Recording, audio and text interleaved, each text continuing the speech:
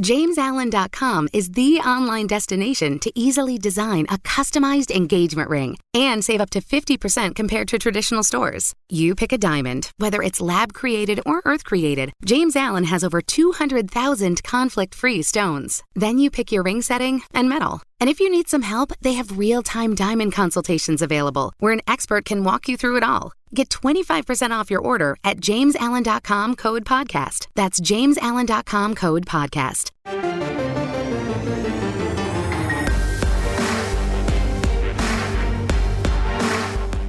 You've discovered your link to GoPowerCat.com's PowerCat podcast. Now, here's your host, GoPowerCat.com publisher, Tim Fitzgerald.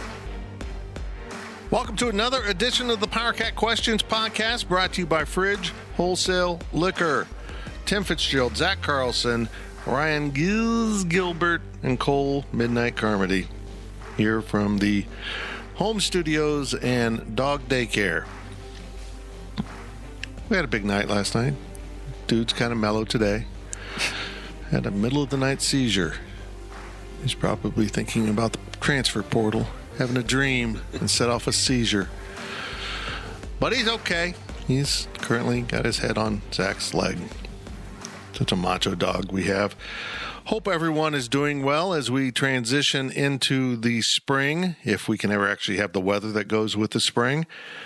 And we will cover a number of topics today. But like Dude, everyone's obsessed with the transfer portal.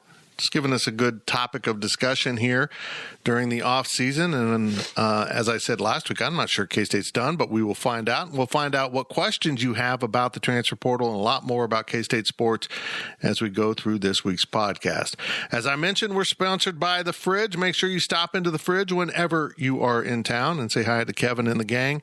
They do a great job there at the corner of this and that here in this city in which we live. I never get the roads right. I have no idea. It's the corner of Claflin and Westport. Correct. But I somehow screw it up. I just know it by memory. I just go there. Yep. That's like we all have this built-in booze GPS that just takes us to the store. It's awesome. Just right up around the corner, not too far from here, but too far for my lazy fat ass to walk. And who wants to carry back a 12-pack of beer? Like a quarter of a mile. Plus, it would get drank along the way.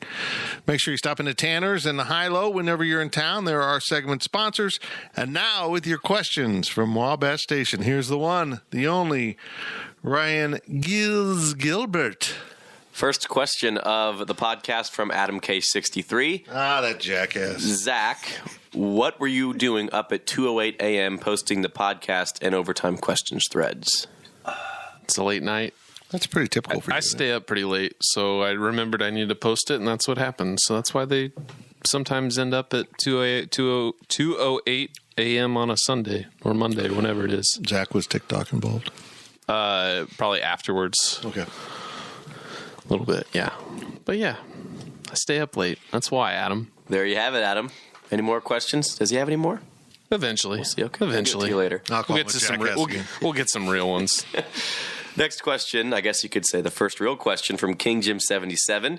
Gene Taylor says that Chris Kleiman will save 10 out of his 25 spots on the recruiting roster for transfer portal players. Does this seem too high? Now, he apparently said this on the game, and I didn't hear it, so I'll trust that that's right. That is an astonishing change of course for Chris Kleiman, who has said repeatedly, we're going to be a developmental program. We're going to bring players in and develop them. And I think he's realized very quickly that you can't do it full-fledged that way anymore at Kansas State. I mean, Bill Snyder, we all know, did that. It worked. But he was on the front line of getting junior college recruits. So he worked that angle pretty well. And that really is what supplemented the inability to get enough top-tier recruits into Manhattan. But the biggest problem you have when recruiting at Kansas State is population. I mean, it's one of the smaller population states in Power 5, and you have two schools. Even though KU doesn't try very hard in football, you still have that bleeding off. And really, I've said this before, Kansas State football could have never taken off until Wichita State shut down. When you go back through the history of K-State football, guys like B.J. Finney and Jonathan Truman, who were frontline, really good players for Kansas State, were walk-ons out of the Wichita area and would have probably been scholarshiped at Wichita State. So that just really made it a whole nother level of talent that K-State was able to access. So Coach Snyder built the program off of working angles, gray shirting, which nobody was doing, and he kind of brought that too. He was always working the angles. So I think it's oddly very Snyder-like that he's going to do this. Admit that you can't get 20 to 25 really good high school players or ones that you can really develop to come in into the program on an annual basis. And now this transfer portal has just been thrown open. Now, I don't know if this is permanent. I mean, it just might be this window here while we're all adjusting to this one-time transfer rule that's in place, and a bunch of kids over the next few years will be into the portal. I think it's a good move. Then you can evaluate off of, some more film. The problem is the way the portal's set up, it's too easy for a kid to prearrange where he's going before he ever gets into the portal, which is a recruiting violation. Let's not be wrong about it. You can't be tampering with a kid directly or indirectly while he's on scholarship, but you better believe that goes on. It absolutely goes on. So this is going to be very interesting to see how he does this. And I would say this would be my kind of final thought on it. You better have a recruiting director for the transfer portal. A supplemental, another position, someone that is only watching the portal and sifting through that film, because we're going to have 1,000+ kids into the portal. And you can't just say, well, this kid's coming from Clemson, so he's really good, and this kid's coming from Southern Illinois, so he's not good. We have seen that at Kansas State. Bradley Moore out of Northern Iowa was a legitimate Big 12 tight end. It will be drafted into the NFL. But then you see some other kids come from other Power 5 schools that just aren't as good. So you really need to get in and dig through the film of their senior year, anything from their freshman year. Then the nice thing is now the new 4-game still maintain your redshirt rule gives you some film. So they're going to have to add to their recruiting staff, period. If they don't, this is not going to work. There's too many staffs out there that have huge recruiting staffs that can just reassign people into the managing the transfer portal. Someone now needs to be in charge of that. 40% of your recruiting now will be from other institutions. I mean, you could almost divide it up to be 3 people of equal importance: in-state, out-of-state, transfer portal, 3 different jobs with people underneath them.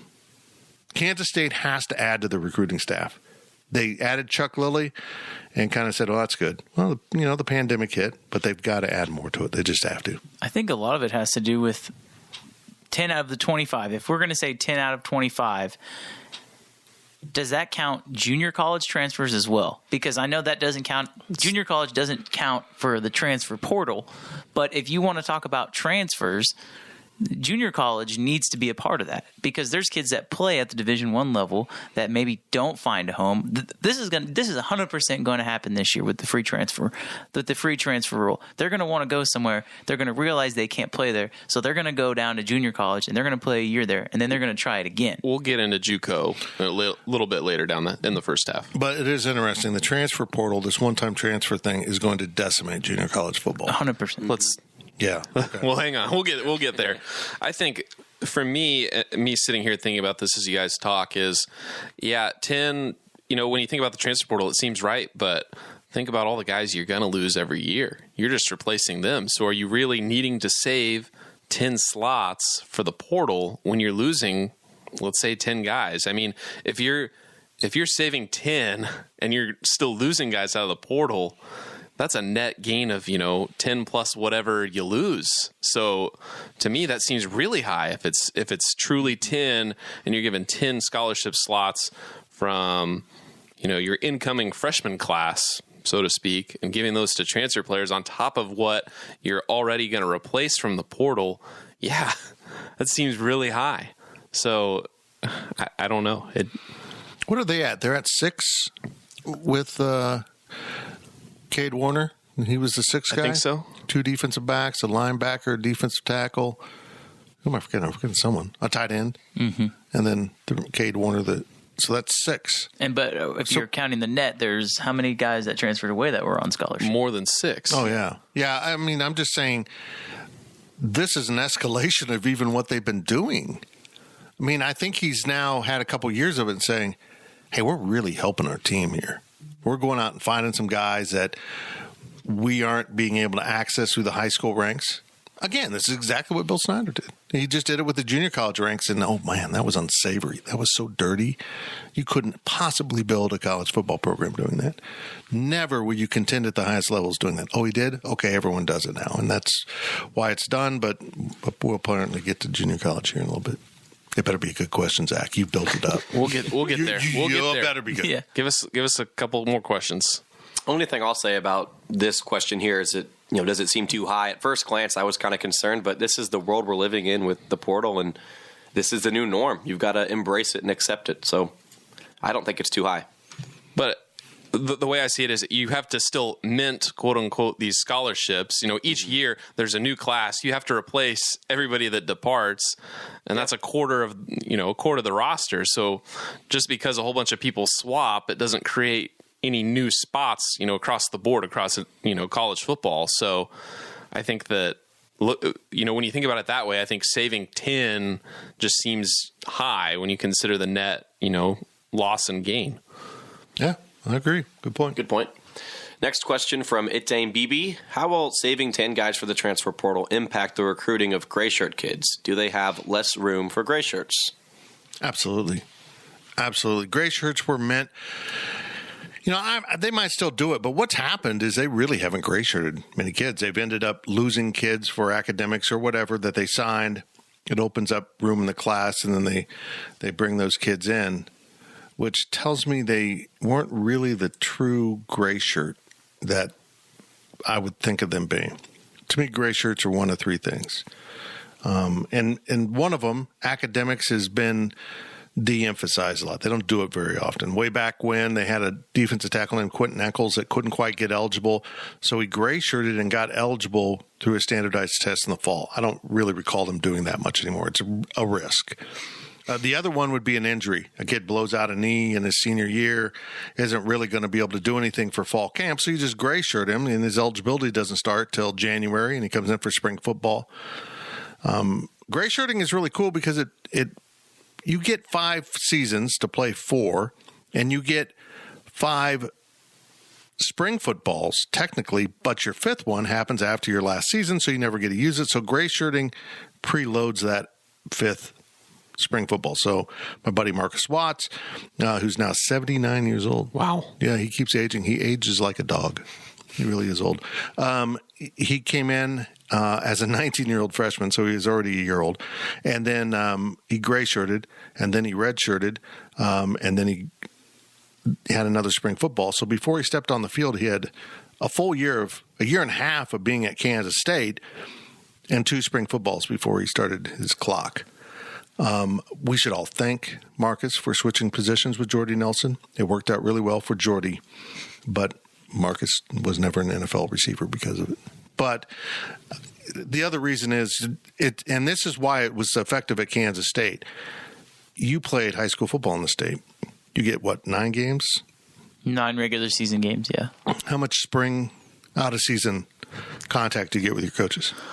The summertime, you do summer from June through August. And that's totally different than it was 10 years ago, let alone when Bill Snyder came in 1988, 89. You had no out-season contact back then. So, but what I'm saying is, compared to states like Texas or Florida or Georgia or New Jersey or Ohio, where high school football is more embedded into the society, into, just kind of how things are done, where kids are in contact with their coaches and training year-round, Kansas is a cross-trained state, which is advantageous as athletes. You get the Jordy Nelsons. You get a Cody Whitehair, who was a basketball player, or you get a BJ Finney, who was a wrestler. You get that cross-training. You don't just get football-specific training, but it means you're also behind the development, sometimes physically, but sometimes fundamentally, of kids from other states that have been with football coaches year-round in intensive training. So the gray shirt offered another year of maturity, physically and fundamentally, for student athletes. So I get back to the question. I don't see why you do it very often. You can essentially use what they did at someone else's program as their gray shirt, so to speak. Unless you truly get an offensive lineman, I would contend Whit Mitchum was a pretty good candidate to be gray shirted. They didn't, but they should have given him an out-of-season workout program. For that first semester, he could have started 6 hours of class. He could have been here if he wanted to, pay his own way, but he could have done it from home remotely, stayed a part-time student, and then started his clock. That's the perfect guy. He was never going to play as a true freshman because he wasn't big enough to be an offensive lineman. Give him another year and help start building that mass. I would have taught him how to order pizza and drink beer. Free, because I'm a giver. And we would have got some weight on him. For me, the gray shirt, kind of like what you mentioned, it's about getting that fifth spring football. And the way I see the gray shirt being replaced right now is just enroll early, and you get to have a spring football. I know that those are all scholarship guys that are coming in early, but the irony is the opposite end of it. Those are the guys that are more physically and athletically advanced that can come in and survive that. So, it's two ends of the spectrum there, but I kind of see it that way. I mean, the portal might influence a little bit, but these gray shirt kids, they weren't going on scholarship initially. They weren't really, around the team their first semester on campus, considering how, little classes they're allowed to take. And it just kind of delays it. And I don't know, it wasn't common really that much in the first place. You only did it on like a couple guys. Maybe they'll still do that, and you'll hear about it or you won't hear about it, but I don't think it changes gray shirts too much. Well, wasn't Kyle Ball a gray shirt, if I remember right? Yeah, he was. Yeah. And I remember seeing him in high school. He was quite a few years older than me, because I think by the time he graduated, he was 24 or 25. Yeah, I mean, Derek Bowman, he's a walk-on right now. Or I assume he's still a walk-on, but he was a gray shirt when he came in after being homeschooled. So, there's still gray shirt guys on the roster, but, we hear about Kyle Ball. You may not hear about Derek Bowman. There's different, levels, I guess. Sometimes guys will, they'll wait, and then, they'll be able to develop and they'll make the field, and sometimes maybe they don't pan out. So. As a coach, though, I mean, why would you want to gray shirt somebody? Because they're all right there on the edge. They're not necessarily scholarship players, but they're probably a little bit better than preferred walk-ons. So as a coach, why would you want one of those kids right now when you could just say, well, I want a preferred walk-on to come and play on the scout team, be an extra body with the team right away, and we can develop them that way, as opposed to, well, we're going to have these guys wait and then bring them on for spring ball when you're bringing all these new kids in anyway. Yeah. Well, you get a kid that wouldn't come as a walk-on, who has scholarship offers. Maybe they're FCS, but they have offers. So they come and join your program instead of going somewhere else. And plus, then you get them, in that sixth college year, essentially, as a 24-year-old person instead of, being a year younger. You just become more and more of a man. Didn't really happen for me, but in theory that happened. So I can see this going away. Back to the question. I can see this being less and less used because now there will be a lot of, and I'm told we're going to get to this, but I can see those players ending up at junior college. They're full qualifiers and go in for a year, improve themselves, and then maybe land at a D1 program like Jerron McPherson did. From Campy3507, is the Campy. transfer portal going to evolve into the equivalent of a Bill Snyder JUCO pipeline for Kleiman? Absolutely. It is what it is. And the issue here, the weird thing is it wasn't necessarily programs like Kansas State were using the junior college programs before anyone else. I think Utah was in there a lot, other schools like that. And they beat everyone to it and proved it worked. The transfer portal's kind of been the opposite, it seems like. It seems like the programs with the large recruiting staffs were able to commit resources to get into watching film on these transfer guys and said, yeah, we'll take you. Yeah, we're losing, we got some guys transfer. Now we'll use you. So it's been almost, I think it's been played a part in the separation between the elites. Now, there's a lot that go on with that, but you look at Justin Fields. I mean, that's a transfer portal guy before the transfer portal, but, he transfers in. And we've seen that around a lot of these programs contending for national titles. Oklahoma used it almost every year until Spencer Rattler. We're going to bring in a quarterback through the transfer rule. And they've used it to elevate their teams in ways others couldn't. But now maybe this will even sum things out. Maybe we'll see some kids that, hey, I signed with Clemson, and it's great, and I love being here, but I'm a backup, and I know damn well I could be a starter somewhere else. And maybe those kids will start leaving those programs, and we'll start to see this even out a little bit.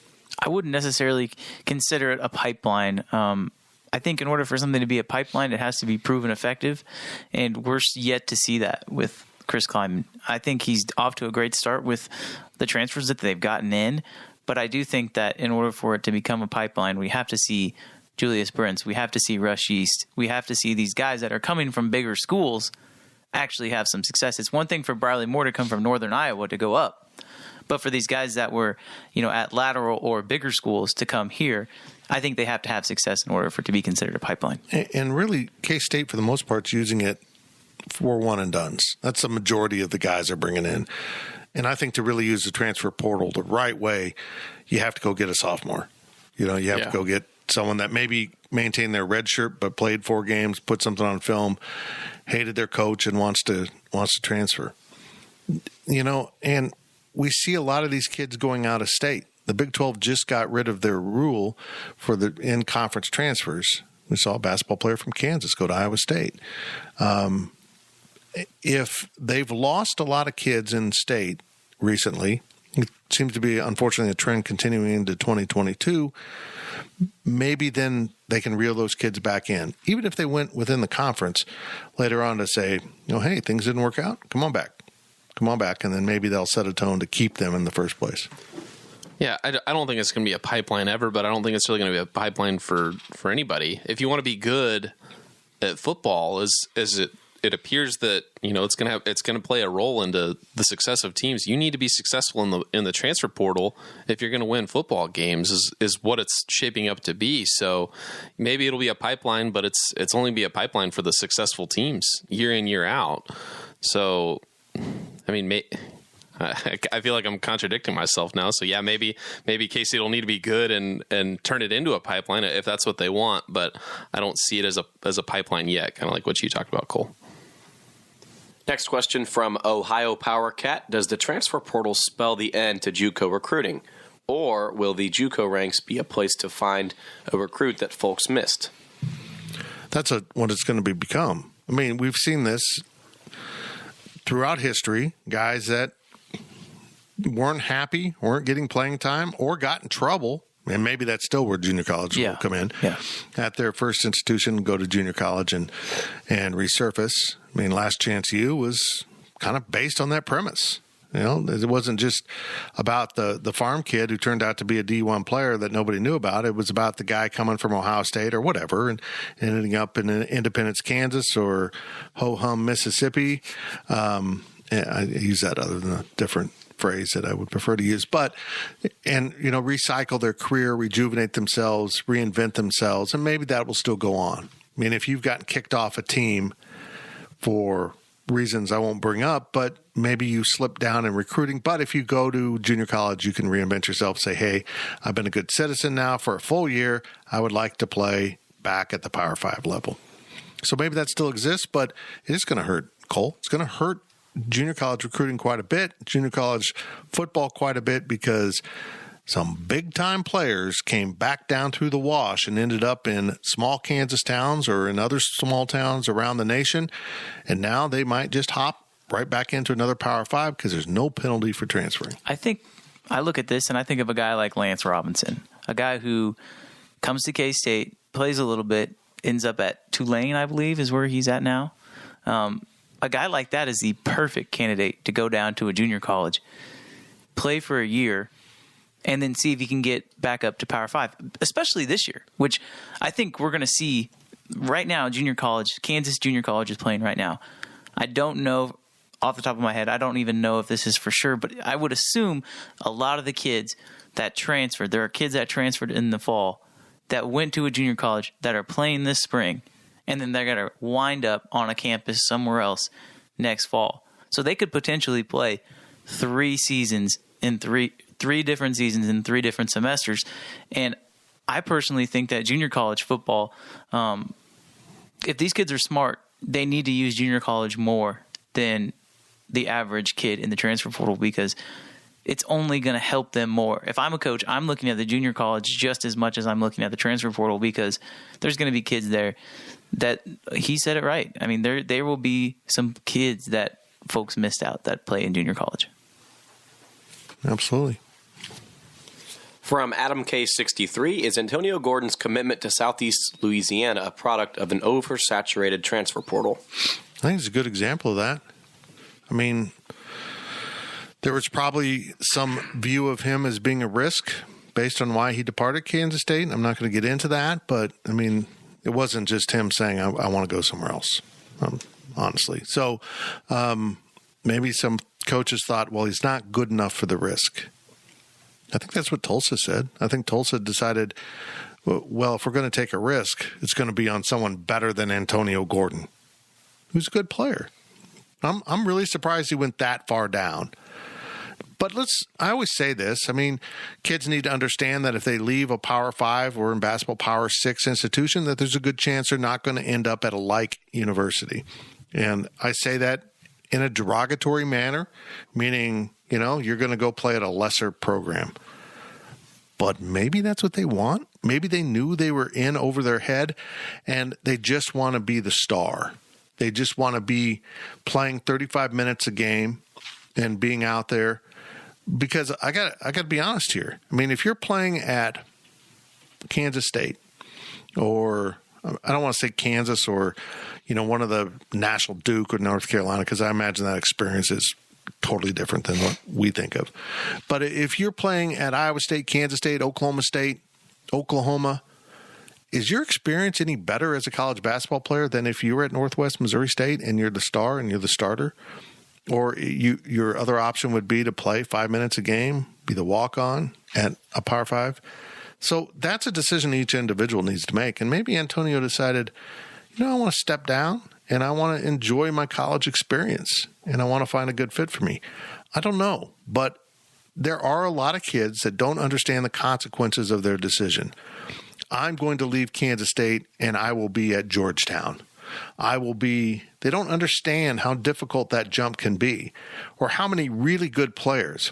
A Joshua Youngblood, he didn't end up at Clemson or Ohio State, Texas or Oklahoma. He ended up at Rutgers, which is, kind of developing and getting better under Coach Schiano, but I don't think that probably was what he initially hoped. It was what was available because of a pre-existing relationship there. And I had a daily delivery about this. I think the NCAA needs to offer kids information. Probably has to be in video. Here, you need to really watch these. Kids telling their story. Kids saying what they went through. How saturated it's become. I mean, I know running out a statistical analytical video for a young person, or any person that's into their emotions, I got to leave, isn't really going to hit home as much as we'd like. But when you find out that 30% of the kids in the transfer portal never got another scholarship, what's that mean for your life? What's that mean for your family? Is that really what you want to risk? I think about James Gilbert, who went into the portal, worked out great, leaves Ball State, right? Comes to Kansas State, and ends up having a great season, a great experience. But I had this really nice conversation with James about how he has to finish his degree because he'll be the first person in his family ever to get a college degree. And I shared with him that same story was true for my father. So you look at the advantages I had growing up in Salina, Kansas, were all set by the fact that Pat Fitzgerald used the GI Bill, like a college scholarship, to go get a degree from Northwestern and change the trajectory of his entire family from there on. And that's what James is doing for his family. That's a lot to risk, guys. That's not just, oh, darn, I'm not going to play college football. That's, oh, darn, I'm not going to have the same opportunities I would have had with a degree, or my kids and their kids would have had. So they need to understand some of this, that making these rash decisions can have huge negative consequences on their entire life. At least in Antonio's case, I don't think that this was an oversaturation of the transfer portal. I think he landed probably about where he was expected to land. I know maybe Tulsa was where, was a rumored landing spot, but as far as, the quality of play, and if he wants to be a star, he gets to be the star. So, I think that this is probably less of the transfer portal than it is just where Antonio should land. Southeastern Louisiana? Mm-hmm. Yep. Okay, well, let's look this up here. I'm typing in Southeastern, and it's not even – I'm getting a lot of Southeasterns. There it is. Nope, it went away. It plays with Stephen F. Austin and Abilene Christian, I think. Southland. Yeah. Whatever that is. Hammond, Louisiana. You ever heard of that? Yes, I have heard of it. It achieved university status in 1970. Average aid is $12,000 a year. I'm trying to find enrollment here. Where's your enrollment? Come on, guys, cooperate here. Well, this is Wikipedia. It's almost like it's free and not very reliable. Is it not on the upper right side on the little panel? Nope, it wasn't. 13,000 students. I got news for you. That's probably where K-State would be without Bill Snyder coming. We were at 16. Actually, 14.2 is their total. So they've got about 1,000 graduate students. Yeah. Well, good. They play a decent brand of basketball in Southland. It's going to be okay.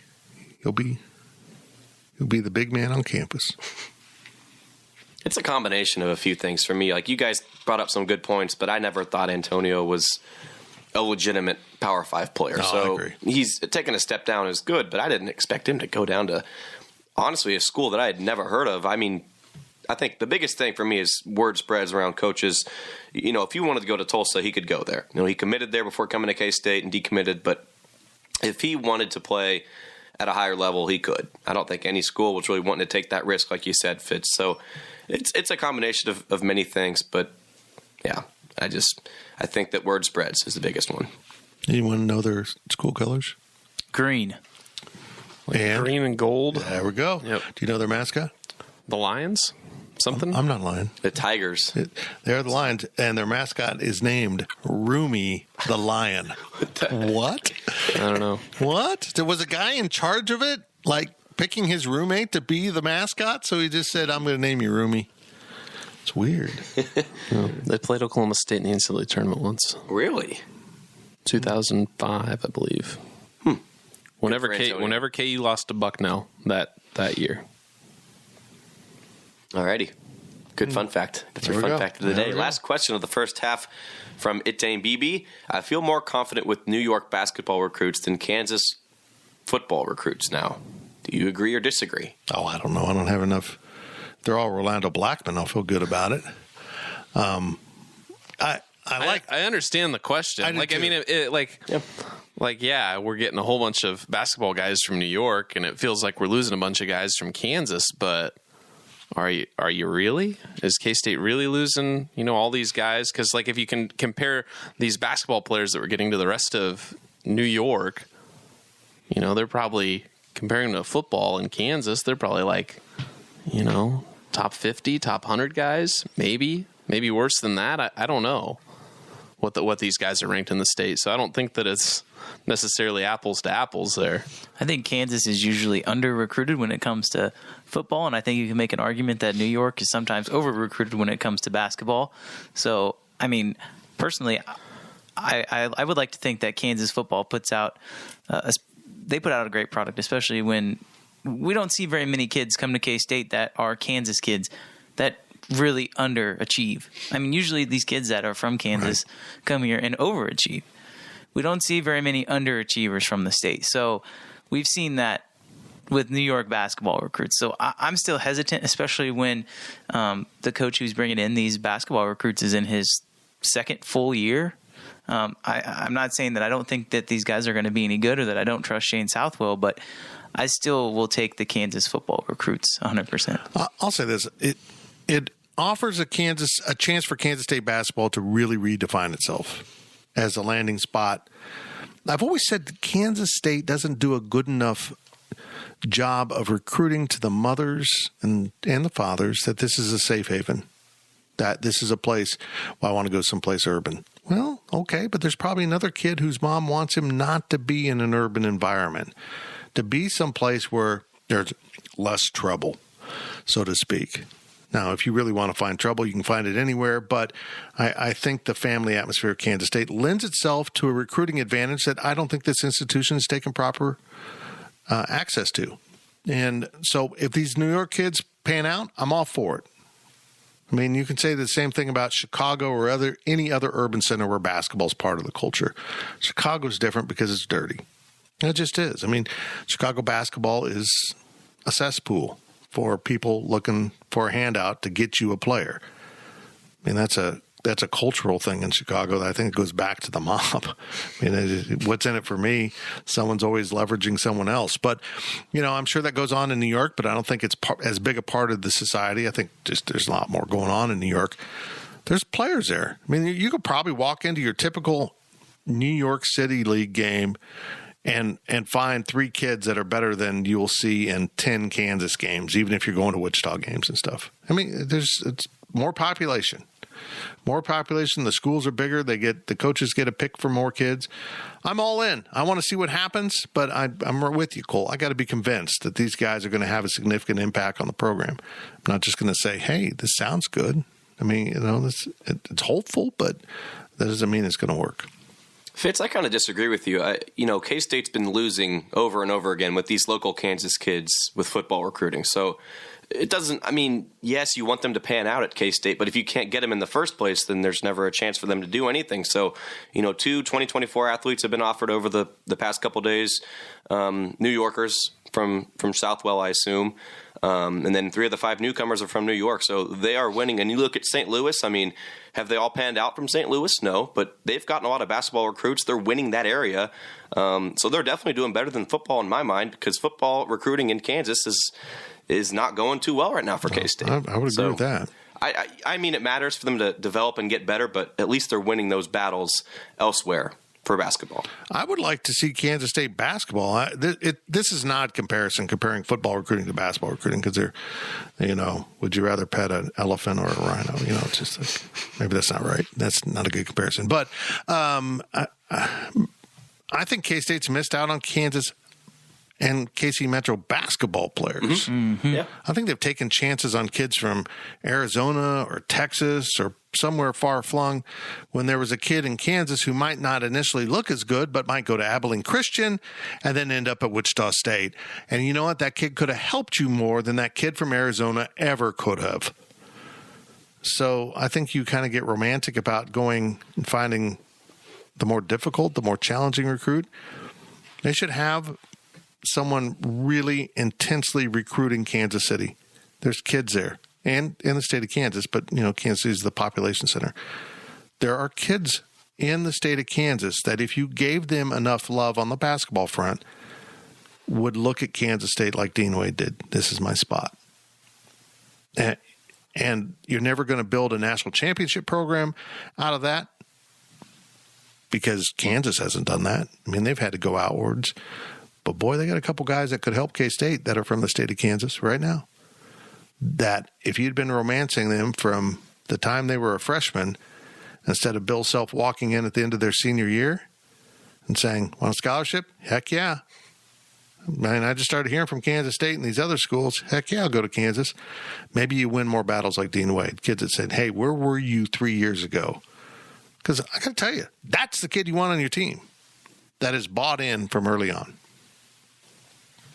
That's it for the first half of the PowerCat Questions podcast. Man, that was long. That was as long as a podcast right there. But we'll be back because we got more questions from Wabash Station. The PowerCat podcast will be right back. The NFL regular season is wrapping up, but there's still time to get in on the action with FanDuel, America's #1 sportsbook. Right now, new customers get $150 in bonus bets guaranteed when you place a $5 bet. That's $150 in bonus bets, win or lose. The app is so easy to use, and there are so many different ways to bet, like live same-game parlays. Find bets in the new Explore tab. Make a parlay in the Parlay Hub, the best way to find popular parlays, and more. So visit FanDuel.com/247 and make your first bet a layup. FanDuel, official partner of the NFL.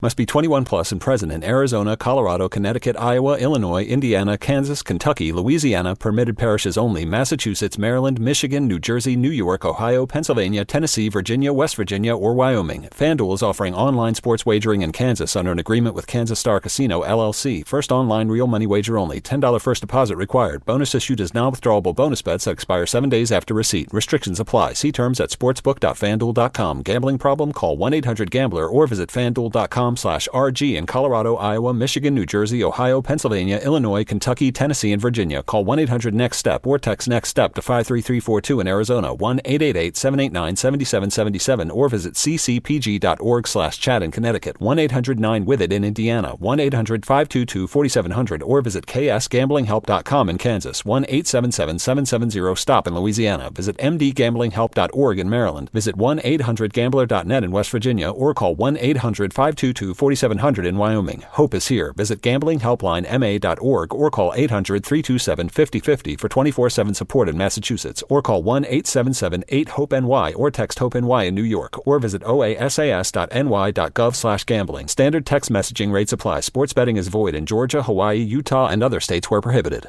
Passion, drive, and patience. What brings home the winning trophy is also what keeps your ride or die alive. eBay Motors has everything you need to maintain your vehicle and level it up to peak performance, from superchargers, roof racks, exhaust kits, LED headlights, and more. Whether you're into speed, power, or style, eBay Motors has got you covered. With over 122 million parts for your number one ride or die, you'll always find exactly what you're looking for. And with eBay Guaranteed Fit, your part is guaranteed to fit your ride every time or your money back. Because with eBay Motors, you're burning rubber, not cash. With all the parts you need at the prices you want, it's easy to turn your car into the MVP and bring home that win.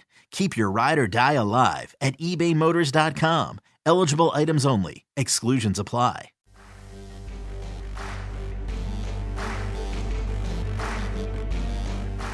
We now send it back to the PortalCat podcast.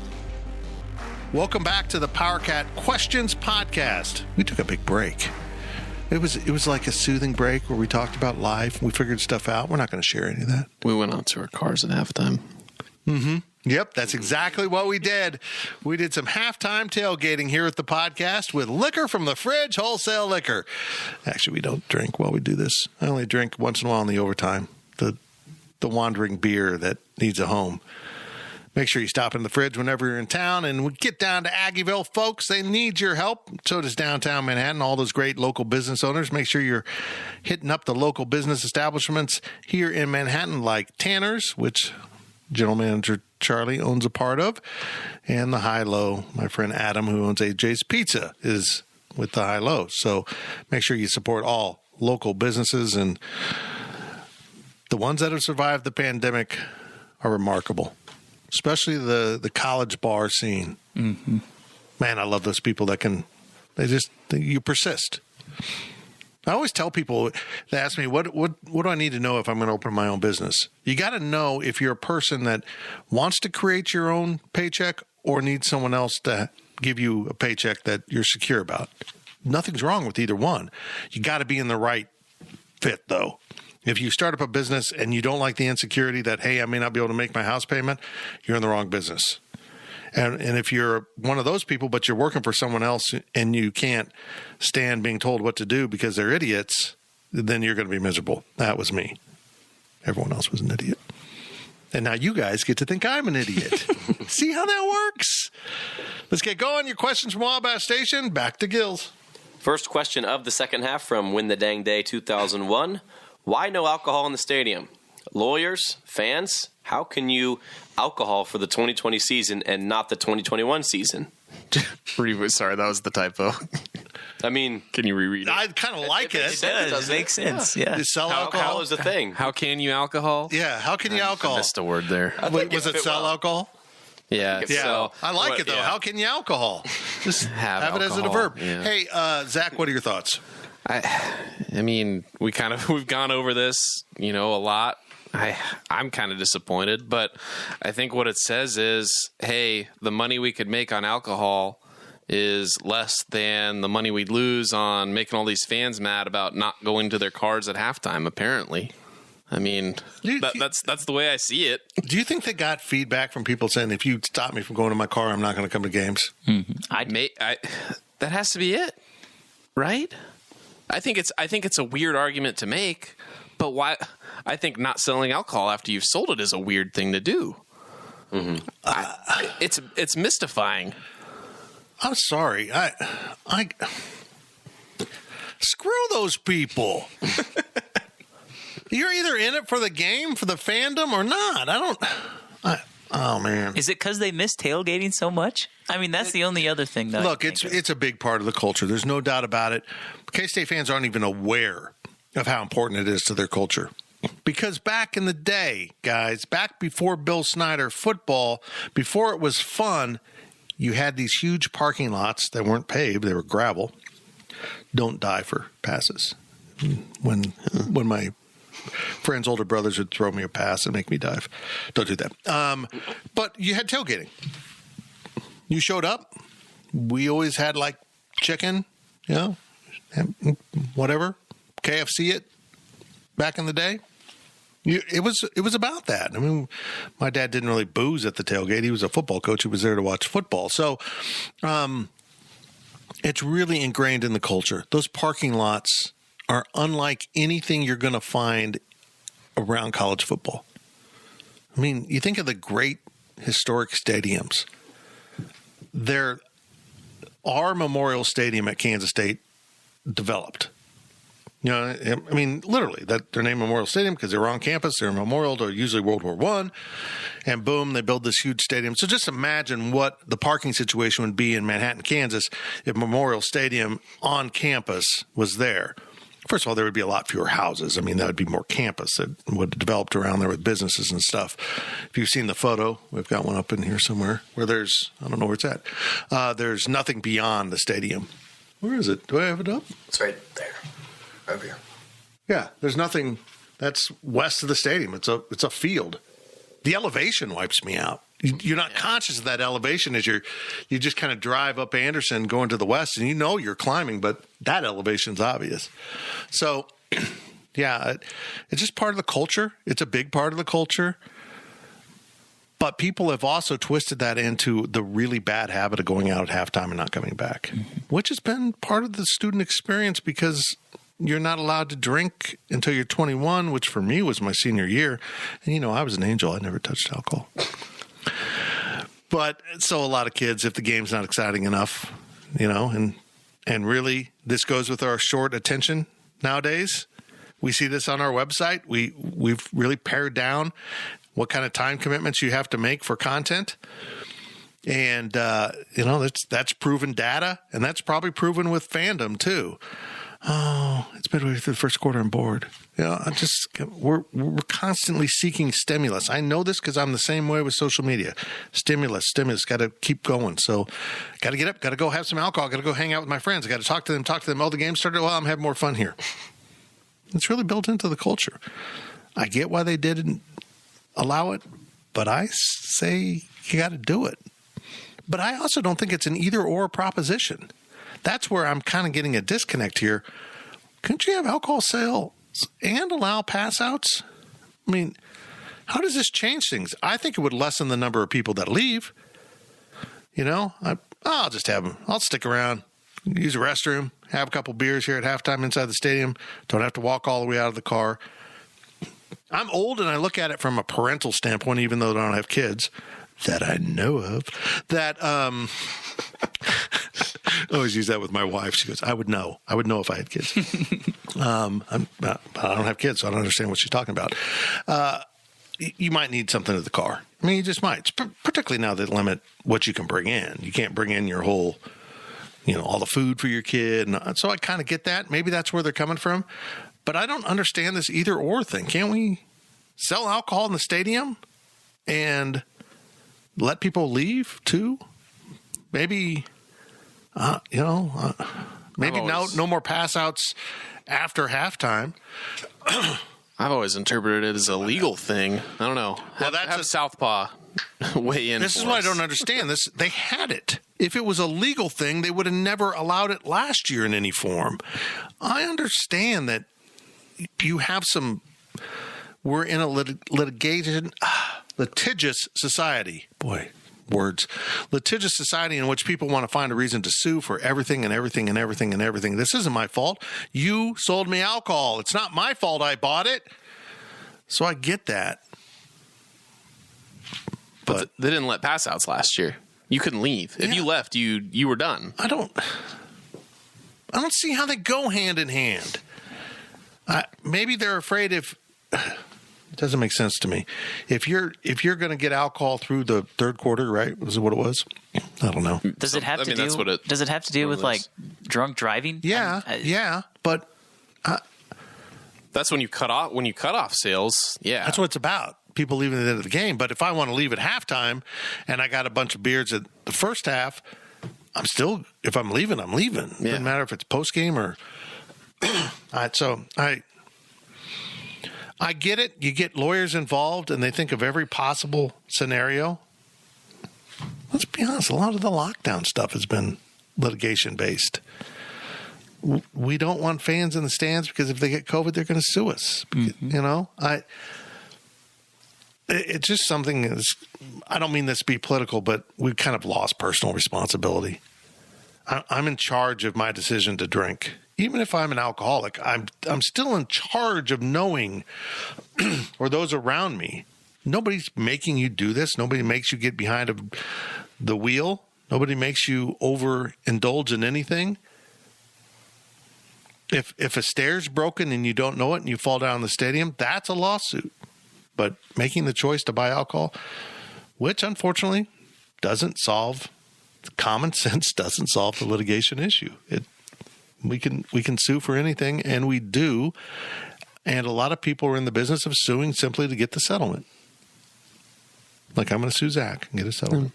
The only other possible just small chance thing is, what if there's some donor out there that donates a lot of money, but it's contingent on having no alcohol sales in the stadium? Screw that person. That's the only other thing I can think of, because it just does. There's no rational explanation for this. I agree. There's no rational explanation why you let it in and you're like, hey, we had a good time this last year. We're going to take that away so you can go out to your car for 20 minutes and maybe never come back to the game. Have they said you get 5 hours before the game to tailgate, and you get however long you want to after, and you can go play on the field after the game. There's so much time to go tailgate that you need 20 minutes to go get a beer that you can just buy 50 feet from your seat? Can you buy it in the suites? Or is that going to be something that they're still going to This is another thing I don't understand. You're basically saying we trust the donors, but not the little people. Mm-hmm. Come on, man. What is this crap? You don't pay enough to have the privilege of drinking. Yeah. Come on. I don't know. If you're a person who thinks your worldview must be applied to everyone else's existence, screw you too. That goes for a lot of things, let alone if you're that person that says, I don't want anyone drinking around me. Then don't go places where alcohol might be available, including a stadium. Because if you look around, or if you watch TV, there's a reason there's a lot of alcohol ads in sporting events and on televised sporting events. It's because that demographic drinks. Don't apply your worldview and make everyone try to live within your world. There's so many people like that. Left, right, center, religious, not religious. It's just everywhere. Man, I got libertarian on everyone, didn't I? That's what full libertarian. Just let people live, man. From Third Gen Wildcat, the newly proposed European Super League is causing quite the controversy. I read one sports writer compare this proposal to if the NCAA football powers created their own league separate from the NCAA. I have heard you all discuss various solutions for NCAA football, but can't recall the details. Compare and contrast this Super League proposal with what you all have heard or proposed yourselves regarding solutions for NCAA football. Okay, I would like to point out that before we started this podcast, I had to have this explained to me. So I'm going to sit back now and let Cole and Zach discuss this topic. Yeah, so the European Super League, it's basically if you take all of the top teams in each league, so domestic leagues, you have the English Premier League, you have the Bundesliga in Germany, Serie A in Italy, Ligue 1 France, La Liga, Spain, all of the top teams from those domestic competitions, Real Madrid, Barcelona, Liverpool, PSG, Arsenal, Manchester City, Manchester United, those types of clubs that are historically and recently been very good and make a lot of money and spend a lot of money, they decided that, hey, we're going to branch off. Instead of playing the midweek Champions League that UEFA puts on, they said, hey, we're going to make basically a franchise league, and we're going to play each other in the midweek separate of our domestic competitions like the Premier League, La Liga, etc. And this caused a pretty big stink among fans across Europe and across the world just because of what football or soccer has been for decades, for centuries. Or a century, a long time, a long period of time of these local clubs, building up, and there used to be not this ridiculous amount of money in soccer that there is today, and a lot of people felt that these clubs, while they got good and they earned a lot of money, now they're just basically in it just for the money, and it's all greed, and it's not about the soccer anymore. Which that's kind of what the controversy is. So basically, these top teams. They basically leave the current competitions, and there was talks of them potentially leaving the Premier League or leaving La Liga and being kicked out and having to just play their own little Super League together. But since the podcast questions thread went up, the Super League was born, and the Super League has pretty much died. Everyone's pretty much pulled out. It's not going to happen. Pretty much what this is if the top two teams in the Big 12, the SEC, the ACC, the Big 10, and the Pac-12. The Pac-12 said, okay, traditionally the top two teams in each of those conferences said, okay, we're going to separate ourselves from the NCAA and we're going to play each other in a league, and then we're going to have a championship game because we're so much better than everybody else that this is what we're going to do. And I don't think that would ever happen in college sports because, first of all, there's so many teams and so many different fan bases where that's so hard to do. And there's so much parity in college athletics as opposed to, European soccer. I don't follow European soccer super closely, but I follow it closely enough to know that those are the top teams. We've seen how many times where the SEC, Florida, for example, I would imagine Florida would probably be, if you were to take this comparison, one of those teams to leave and go join their super conference. So I think that having this happen for the NCAA, I don't think is very realistic, and it doesn't really scare me. I don't know. It's just it's interesting because this is from all over Europe as opposed to simply one sport in the United States with a collegiate institution. The way that the best comparison here really is between college football in America and soccer in Europe. Each of the countries is a conference, but the problem with soccer and how it works on a world stage is you don't have a draft.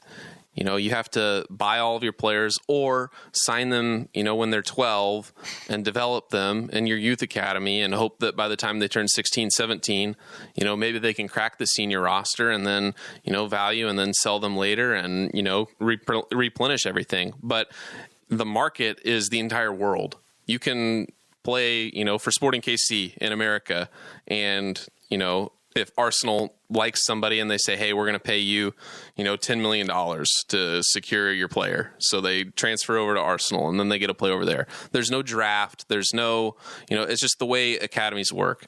So it's similar to college football in the fact that you have to recruit kids from high schools. There's no draft. You have to go find everybody out on your own. So, a lot of these teams, like let's take the Super League proposal, for example. Like, I'm an Arsenal fan. Arsenal has been garbage for the most part.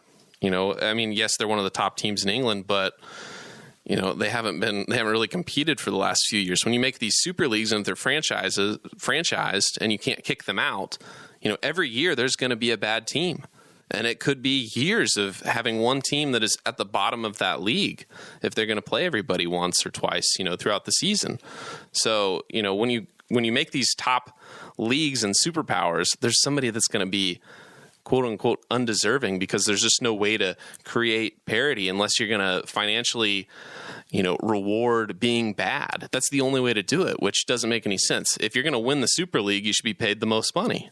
So there's really no good solution to parity in that sense for that league. And the same would go over to the NCAA. If, let's say, OU, Texas, USC, UCLA, Nebraska, Michigan, Ohio State, Florida, Alabama, Clemson, Florida State, say they make a league and Nebraska sucks every year. They wouldn't deserve to be there, but somebody has to be a punching bag in this quote unquote Super League, because they all felt that they were better at one time, and now they're stuck with that. So that's the comparison I see. So I don't think anything would ever really happen like that unless college football actually created a pyramid system where they promoted and relegated teams, year in, year out. So it's interesting to think about, but it's basically a moot point now that the Super League's done. Okay, so the way they set this up is exactly my problem with when they start talking about we're going to have a level up from current FBS football. Someone makes that decision arbitrarily. Like I saw the list, someone, was it the Athletics? There's been. Yeah. And Nebraska's on that list. Okay, so that's made based on historical things that don't apply nowadays. I mean, they got a great fan base. They do have a national following that is, watered down. They're losing that. So I get it. But you are asking in our society, back to what I've been talking about, to get yourself sued into madness by these institutions you have arbitrarily left out. So you pretty much, to make this work, you have to have this kind of budget, you have to do this, you have to this kind of stadium, you have to do this. Here's your guidelines to be part of this. You make the decision. Can you spend that much on football? Or you are, going to be sued. And I don't know if that's what happened here. We really haven't heard what happened. I mean, plus it's the same. We've seen it. Nebraska wasn't getting its way in the Big 12, so we're going to take our ball and we're going to go to the Big 10 where we will be treated equal partners. Oh, we're not? Well, we want to go back to the Big 12 where we're going to be, there's always going to be an alpha. And when you set up a super conference, no matter what the sport, there's going to be previous alphas who aren't betas. They're below that now. Because that's what Zach brought it up. Doesn't matter what conference you make. If it's the Southland in basketball or the Big 12 with 7 teams going to the NCAA tournament in basketball, at the end of the regular season, when you've played all your conference games, 50% of the teams have won and 50% of the games have been lost. Someone's going to look bad no matter how you shake it out. So if you're going to build a super conference and say you can only schedule 11 of your games within this super division, 10 of your games, your average team will be 5-5 within that division, and you might pick up 2 more wins. So will, on average, fan bases at, name the school, be happy with 7-5? On average, no. And that will impact your standing with your fans and your national following, and it'll start to deteriorate. So there's something to be said with keeping all of those schools around, you want Kansas in your football league. Kansas particularly. They bring something to the table in basketball that is virtually impossible to replace, and you get to beat the crap out of them every year. You want that. You just do. Does it make the Big 12 look worse, does it, in football that you have Kansas? Everyone has one. Vanderbilt. What is the Big Tens now? Maryland? Nebraska? Love it. But Rutgers. yeah, so be careful what you wish for. My last point here is, if something like this were to happen in the NCAA, it would take a mutually agreed upon destruction of the NCAA. All of the Power 5 institutions would need to mutually decide, we are done with you, and it would be for all sports, The NCAA, the member institutions of these Power 5 conferences and whoever else really thinks they can join, quite frankly, there's not too many of them if they think they can. They're not, they're going to have to say, we're done. We're done with the NCAA, and that'll be the future of college football. But as long as the NCAA is around, I wouldn't be worried really that much. Next question from K-Ned, NIL prediction. NIL will be a plus to Blue Bloods in basketball and a problem in football. Thoughts? And NIL is name, image, and likeness. Oh, yeah, I wasn't following that. Yeah, sorry. Yeah, it's going to be a problem. It's not going to be Blue Bloods. It's not. It's going to be big market.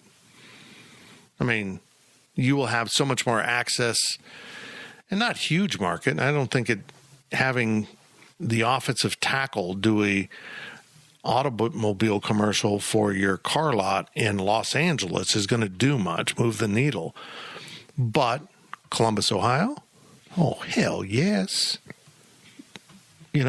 North Florida with University of Florida? Georgia?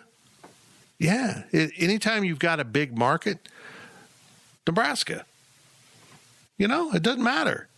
You can be that kid from Western Nebraska who's now the starting strong safety, and you can have influence over Nebraska fans to purchase. So if you have a big market for your team, no, I'm not talking just population, I'm talking big following. Yeah, maybe that does reach into the Blue Bloods, but I don't know. I would think a kid would have more access to a fan base and influence for his name and likeness at Ohio State than Michigan. Because I kind of know both but Michigan's a bigger market. Michigan's Detroit. It's got a lot of pro teams that those same fans follow. Ohio State really doesn't have that as much. It's more of I think Tennessee might be a huge market for this. I was talking to BJ Kissel today about this because he works for Let It Fly, which is a company that deals with sports athletes. marketing. Yeah. And he was talking about NIL in particular.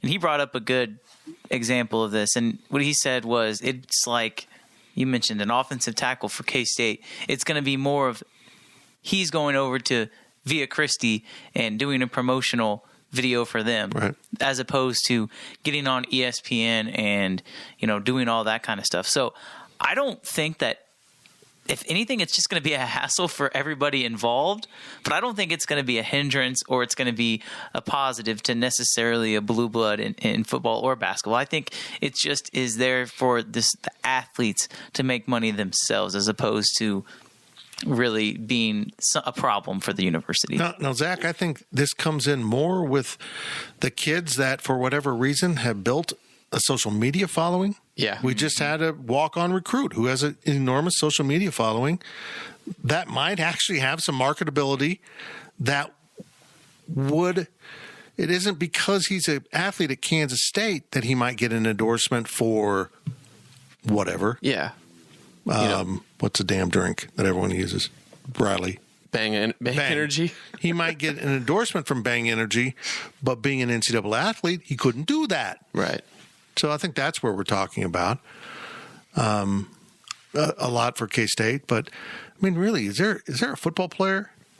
I mean, maybe Deuce Vaughn will get there that could do an ad in the Kansas City market, and people will be like, Deuce Vaughn shops at whatever. I want to go there. It just doesn't really work. It doesn't translate. But I think you're right. I think locally, I mean, I've known some guys that if they could get an endorsement deal for social media stuff, hey, I'm hanging out at Tanner's, and Tanner's is giving me free food. You know, that has some value to a kid. Mm-hmm.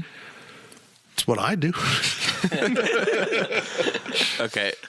My take is less than 1% of all athletes, doesn't matter what sport, basketball, football, soccer, volleyball, whatever platforms or, marketability and value that the student athletes have created, less than 1% are going to make six figures. I mean, that's nobody's going to be making that much money. And I would say less than 5% are going to make five figures. Literally, we're talking about hundreds of dollars for most of these student athletes when it comes to name, image, and likeness. There is not going to be that much money. I mean, from a marketability standpoint, if you make a commercial with Deuce Vaughn, for example, and you air it in Manhattan or wherever, let's say pick a car dealership in town, say it's Briggs, whatever. Deuce Vaughn does a commercial, runs during football season. Let's say he transfers, Briggs loses that value of having that commercial because he doesn't play for K-State anymore. Mm-hmm. So there's this certain risk of how much marketing dollars can you put into having a student athlete that can now up and leave at free will. There's no restrictions on movement at this point. They can leave and, the value of that commercial is gone, almost instantly. So I don't think that there's as much money out there, especially in the Kansas State market, but even for other markets like Ohio State or Tennessee or whoever, maybe one or two guys are going to make $100,000 on those teams. And I really think it's going to be a lot less because quite frankly, just like you can pay recent college grads not very much money, when you flash $10,000 at, a star quarterback, that's still going to be the most money he's ever seen from some, paid appearance or whatever. So I think the value there for this is, I think, kind of inflated in a lot of people's minds. From KNED, with K-State and Illinois both in the Hall of Fame Classic field, what odds do you give a Weber versus Underwood matchup being scheduled? And from Win the Dang Day 2001, considering all Illinois and Arkansas are losing to the NBA and Cincinnati with a new coach, is this a winnable tournament? I like how we've just forgone saying the abbreviation of Win the Dang Day. It's just easier to say. It's just easier to say out loud. I didn't mess it up at all, so it's less syllables. Yeah. No. I've got to have it. I didn't know what it meant. Look, there's no way they match them up in the first round. No, that's not going to happen. I mean, that's the marquee game that you want for the championship, probably. I don't know. Arkansas is going to bring fans. That's an easy drive. And Cincinnati's not even that far, but they don't have a huge fan base. I'd guess that the matchups would be K-State, Cincinnati, Arkansas, Illinois. That would be my guess for the first round. And Arkansas, Illinois will be the late game for whatever the more advantageous TV slot is. Yeah. That would make sense. I mean...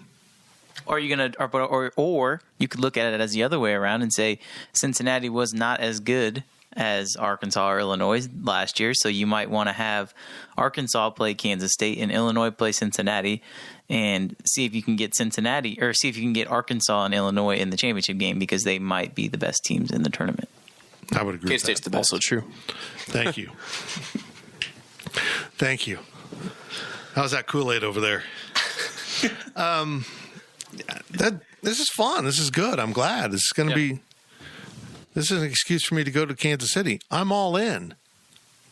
Zach, we probably should be there for 3 days. Okay. Guys, we're going to have 3 days of coverage from Power and Light. We'll be doing live updates from Power and Light. What about the barbecue? We'll have to probably do some barbecue sampling, yes. We'll make a podcast about the barbecue that we have. Oh, my God, that'd be awesome. We should just do a barbecue podcast all summer long. Go to Kansas City, eat barbecue. We should just get it all delivered to one location. We all just do it all at once. Taste testing. Like in Embassy Suites? Sure. We do it during the day, and then we can take a little nap, and then wake up for the free drinks from the general manager? Yes. We're planning our social life right here on the podcast. I'm excited. I like it when K-State's in this tournament. I just hope they don't get matched up with Duke. Or North Carolina. Yeah, it just hasn't worked out well. They actually played that one kind of close. You should have won that one, yeah. That one was close. I remember watching that game against Duke, and I'm thinking, this Kyrie Irving kid's pretty good. He's really making Jacob Pullen, who's really good, look kind of clownish. Turned out I was right. He's pretty good. I got an eye for those things. But does Jacob Pullen think the earth is round? I think he so. does. I think so. Since he plays over in Europe. Yeah. Yeah. Probably. Curve of the earth. Yeah. I'm excited for this, though. I saw in Wabash that, it's a stacked field, and there's always that one team in every tournament that's, sucks, and you look at it, and this looks like a really good field.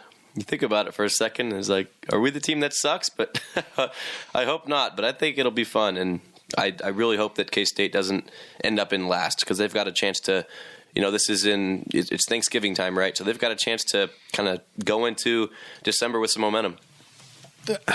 Yeah, that's a good question, though. Who do they think's the team that's going to get their ass kicked? Yeah. And Cincinnati just had that weird coaching change. I don't even know who they hired. Who did they hire? Have they hired Wes Miller? Oh, yeah, I know him. He's from the Millers. Where's he from, Cole? Give us some details. He's from the Miller family. The Millers. We're the Millers? They call him High Life. Well done. Okay, well, I can't read this story. I just got hit a paywall. Hold on, I'm a member of the Athletic. What the hell? So yeah, I mean, I can't imagine, in hindsight, from my previous answer, I can't imagine they match those two schools up. They'll be who Arkansas and Illinois play. So go team. Last question of the podcast. Here he is again from Adam K63. That jackass won't go away. Do you like the fact that Pete Hughes talks about Omaha quite a bit when talking about his team? Absolutely. Absolutely. There isn't one, but I'm a little bit surprised there isn't, like a national invitational tournament, 8 teams that didn't get in the NCAA tournament all go to Frisco, Texas and play. I'm surprised there actually isn't one. It's a good idea. But if there was one, I don't think Pete's the kind of guy that would talk about postseason. He would talk about going to Omaha. He's not talking about getting in the NCAA tournament and going to Fayetteville to play a couple games and lose. He's talking about going through that, going to the Super Regional, and making it to Omaha. What's interesting is it was hard for K-State to even make the Big 12 tournament these past few years. Mm-hmm. And so for him to not even talk about that, which is something I wrote the other day, it was like they beat Oklahoma and practically, assuming they take care of business, secured a spot in the Big 12 tournament, which, in years past would be a good season. He doesn't even talk about that. He expects this team to go to Omaha. And I truly believe that he thinks that they will end there at the season. Will they? I don't know. But I love his confidence personally. I think it's good because it sets an expectation for K-State baseball that's been much higher than what it has ever been. It's always been a dream, I guess, a pretty far off dream to get to Omaha, but him talking about it kind of puts it closer. And, if that's the goal, it's better than, going to the Big 12 tournament, better than going to the first round, better than going to the Super Regional. Yes, K-State really hasn't been to those places a lot or even recently, but making Omaha the goal, I think it makes it easier, at least mentally, for the guys to say, hey, we're good enough to make it to the tournament, Big 12 tournament. We're good enough to make it to the NCAA tournament. We can play baseball. We can get through to Omaha. So I think it sets an expectation, a higher expectation for K-State baseball than what we've seen a lot in the past. I love it, man. I love it. Now, if you had a basketball coach come in and talk about we're going to be a Final Four team within the next 4 years, you might laugh at him. But I believe Scott Drew, when he was hired to pick up the mess in Waco, mentioned a Final Four. Took him 20-plus years, but it happened. Bill Snyder talked about the greatest turnaround. So we're talking about sports, but we've all had friends, or at least those of us older who coming out of college said, I'm going to be a millionaire by da-da-da, and here's how I'm going. I'm not just talking about it. Here's my action plan. And I joke a lot about, I've got a photo from the Aggieville riot up behind me in which I have 4 or 5 fraternity brothers actively involved in tipping over the VW bug, 3 of whom are retired as millionaires. Or 2 of them are retired. 3rd is still working, but living a pretty good life. Millionaires. So, I don't know. I'm hoping Pete Hughes was a vandal because he's going to make his dreams come true by taking K-State to Omaha. Does anyone have any more thoughts on this? Let me just leave it at this. Can you imagine the crap show if Kansas State makes it to Omaha and fans head up there? Omaha, you want this. If you own a bar in Omaha, you want this. But Greater Omaha, you probably don't want this. I mean, it's just going to be a mess. There's going to be like purple bodies strewn all over town. People are going to be missing the game because they just went to Omaha. I've actually wanted to go to Omaha sometime just to go to Omaha. I don't really care about the baseball. You know, I'm not anti-baseball, but I certainly don't want to sit in a ballpark all day and watch 4 games. That's not me. Just for the social aspect, kind of like going to New Orleans for Mardi Gras, but not showing up for the parade. That's the way I look at Omaha with the College Baseball World Series. You're weird. You'd probably go to Kansas City, and a playoff game would be played at Arrowhead or Kauffman, and you'd rather be in Power and Light. I don't know about Power and Light, but yeah, that's probably me. Yeah. I'm not a big weird. I'm an elitist. Give me my press box. I don't need to cheer. That's what you mean by elitist. I just want to have a comfy chair, an accessible bathroom, which is growing in value to me every day, and, you know, snacks. I really would be a suite owner if I had the money. I should probably start covering Texas. No. Okay, that's it. We're done. I got to think about that. PowerCat Podcast. All rights reserved. GoPowerCat.com and Spirit Street Publishing.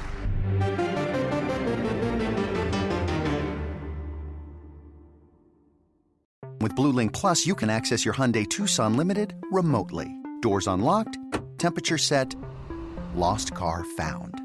There it is. Get complimentary class-leading Blue Link Plus. Call 562-314-4603 for complete details.